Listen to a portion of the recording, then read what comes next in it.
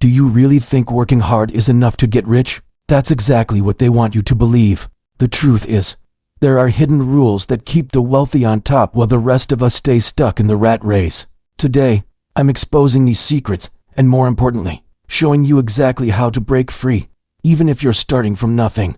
And listen closely. Secret number 3 is so uncomfortable that most millionaires would never say it out loud. Have you ever wondered why some people work themselves to the bone yet never taste true freedom? It's not because they're lazy, or because life is unfair, or because they were born without talent. Millions wake up every day convinced that one more raise, one more side hustle, one more overtime shift will finally set them free. But deep down, they feel a quiet panic, the unsettling truth that no matter how hard they push, they're still stuck. This invisible cage is more common than you think. Most people think they need more money. They chase promotions, trade sleep for side gigs, sacrifice weekends for a few extra dollars. And still, by the end of the month, the account is empty, the bills keep growing, and dreams stay locked away for someday. If you've felt this loop tightening around you, you're not alone. But what if the real prison has nothing to do with your paycheck and everything to do with how you see money itself? There's a reason the wealthy keep quiet about this. It's not a trick or a secret handshake. It's a shift so subtle most never notice it. This one mental shift turns money from a chain into a tool. But before we crack it open, you need to see it through the eyes of someone who lives exactly where you might be right now. His name is Jake, and in him, you may see yourself. Jake is 34, married, 2 kids, and on paper he's doing everything right. He clocked in over 50 hours last week at a job he once prayed for. His paychecks look decent. He even gets small annual raises. Yet every Friday, when the paycheck hits his account, it vanishes just as fast. Rent, credit cards, daycare, groceries, gas. There's always something waiting to drain what little he thinks he has. He tells himself this is normal, that someday, with enough hard work, things will balance out, but they never do. Every evening, Jake sits in traffic replaying the same questions. Why am I still behind? What more can I do? He listens to motivational podcasts on his commute home, hoping to feel less stuck. But there's a tension in his chest he can't name. He loves his family. He wants security. He wants freedom from constant worry. But he keeps doing the same thing, trading his hours for dollars, spending every extra cent to feel alive for a weekend, and wondering why freedom feels like a stranger. What Jake doesn't see yet is that his problem isn't his salary. It's the lens through which he sees every dollar he earns. He thinks more money will fix everything, but it never does, because his life is wired to survive, not to multiply. And this small difference is exactly what the wealthy never promote. So before we discuss that secret shift, observe how Jake's innocent belief sets him up for a lifetime of silent struggle. Jake's major flaw isn't apparent to him because it's the same falsehood. Most people accept without question that money, on its own, is the ultimate goal. He wakes up every morning thinking that if he just amasses enough dollars, the fear will disappear. This belief is alluring. It keeps millions toiling away, hoping that the next paycheck will finally bring them peace. But money, when left unmanaged and misunderstood, acts like water poured into sand. It vanishes quicker than it arrives. The irony is this: the more Jake idolizes the figure in his bank account, the more helpless he feels in controlling it. He uses money to purchase moments of escape, a new phone he doesn't need, takeout he can't afford, weekend getaways charged to a credit card. Each transaction feels like a small act of defiance against the stress he carries. However, each swipe of his card tightens the very trap he's desperate to break free from. The issue isn't money. It's how he perceives it, as the ultimate prize rather than what it truly is. Wealthy individuals view money differently. They understand it's merely a tool, a hammer, a lever, a bridge. A hammer can construct a house or break a window. The power isn't in the hammer, but in the hand that wields it. Jake has never been informed of this. Schools don't impart this knowledge. Parents seldom discuss it. So he chases money for the feeling it promises, not the freedom it can create. And this one misunderstanding silently writes the script for his next decade, unless he learns what the wealthy have known all along. But we'll get to that in a moment. What Jake needs to grasp, and what the wealthy rarely say out loud, is brutally simple. Money is never the goal. It's a tool, a servant, a lever that amplifies what you do with it. Treat it like a master, and it will chain you. Use it like a tool, and it will set you free. But here's the catch. Your mind must be ready to hold that tool firmly, or it slips right through your fingers. Think about it. Give a reckless driver a sports car, and they'll crash faster, not drive better. Give an undisciplined spender more money, and they'll just buy bigger problems. This is why so many lottery winners end up bankrupt. It's never about the amount, it's about who you become before you have it. Warren Buffett once said, "The difference between rich and poor is discipline, not dollars." He wasn't exaggerating. He knew that money doesn't change you, it reveals you. For Jake, this first secret means seeing his paycheck as fuel for freedom, not an excuse for impulse spending. Every dollar can buy him time, skills, or assets that earn more on their own. But, as long as he clings to money emotionally, fearing it, worshiping it, resenting it, it controls him. Break that bond, and he steps into a different game entirely. And this shift opens the door to a new way of living. The door to the second secret, which almost nobody connects to money, but determines everything about real wealth. We'll get there next. Once Jake begins to see money as a tool, another truth comes into focus, a truth that explains why he's still drowning despite every overtime shift. He's been taught to trade hours for dollars, to squeeze more money out of longer days. It feels responsible, even noble, but it's a trap disguised as hard work. Wealthy people break this rule completely. They buy time while everyone else sells it. Let's break this down. Jake has 24 hours, just like a billionaire. No one gets more. But the rich use their hours differently. Instead of exchanging every waking minute for a paycheck, they build systems, investments, businesses, automation, other people's skills. Each system buys back an hour here, a free afternoon there, until time itself becomes their true asset. Money flows through these systems whether they're working or not. This idea isn't abstract. Think about rental properties that pay out every month, or online courses that sell while you sleep, or shares that compound value year after year. The middle class often calls this passive income, but the real secret is that it's actually active design. Someone set it up. Someone paid the price upfront to build it so time could multiply money instead of draining it. Jake can keep clocking in, hoping each promotion buys him peace. Or he can start asking harder questions. How can I earn more while working less? How can money work while I rest? These questions make people uncomfortable because they sound too good to be true. But they're not magic. They're discipline and leverage. The same leverage that turns ordinary earners into silent millionaires. But none of this holds if you skip the final pillar. We're going there now. It's tempting to think that building systems or buying time requires a huge bank balance first. That's another myth Jake carried for years. The final secret the wealthy guard fiercely is this: before they buy assets, they invest in the one thing that compounds faster than any stock or property: themselves. Look at any self-made millionaire's early years and you'll find the same pattern.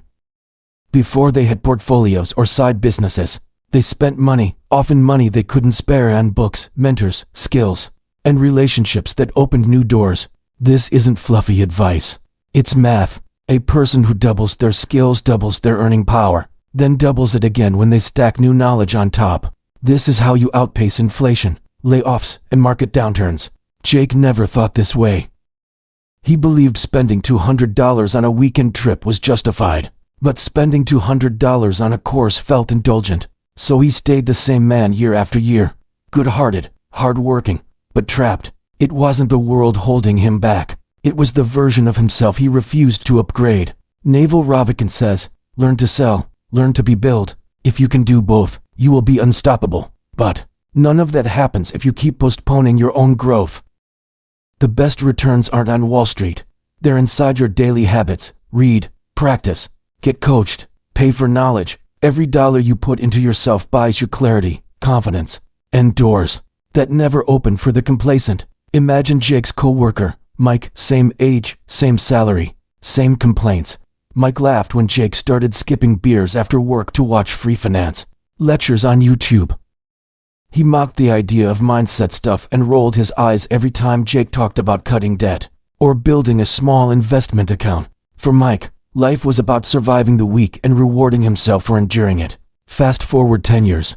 Jake isn't driving a sports car or bragging on social media, but he sleeps better than he ever has. His debts are gone, an emergency fund sits untouched, and his side hustle quietly brings in money every month without needing more of his time. His weekends belong to his family now, not to a second job. He's not rich in the flashy sense, but free in the real sense.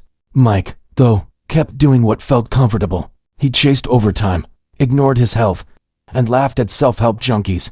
Now his back hurts, his credit card minimums eat most of his paycheck, and the stress that used to be mild anxiety is now a constant weight in his chest. He still thinks someday a big break will fix everything, but, deep down, he knows it won't. He's paying the price for ignoring what Jake chose to confront. This is the cost no influencer ever shows you. Staying the same has a price tag that grows in silence. Ignorance compounds faster than interest. Mike's story is real for millions, and it doesn't end in a miracle, unless you decide to break the pattern. And that decision starts in your head, not your wallet. But don't just believe it, test it. I'll show you how next. Standing between Jake and Mike isn't luck, or privilege, or a secret handshake only rich people know. It's one decision repeated in small ways every single day to see money, time, and personal growth as parts of the same engine. Break that engine and no amount of extra income will save you. Tune it properly, and even a modest paycheck can buy freedom faster than a promotion ever could. Most people obsess over dollars because dollars feel tangible. You can count them, chase them, show them off. Mindset, on the other hand, feels vague, but it's the foundation every wealthy person quietly protects. Robert Kiyosaki said it plainly. It's not how much money you make, but how much money you keep, how hard it works for you, and how many generations you keep it for. But none of that sticks if your beliefs are poisoned by fear, comparison, or the idea that money is evil. The cruel irony is that this mindset costs nothing to fix, yet it's what keeps millions enslaved to jobs they hate, spending to impress people they barely like. That's what makes Mike roll his eyes while his debts drown him slowly, and it's what Jake woke up to just in time to change course. You can't buy this shift.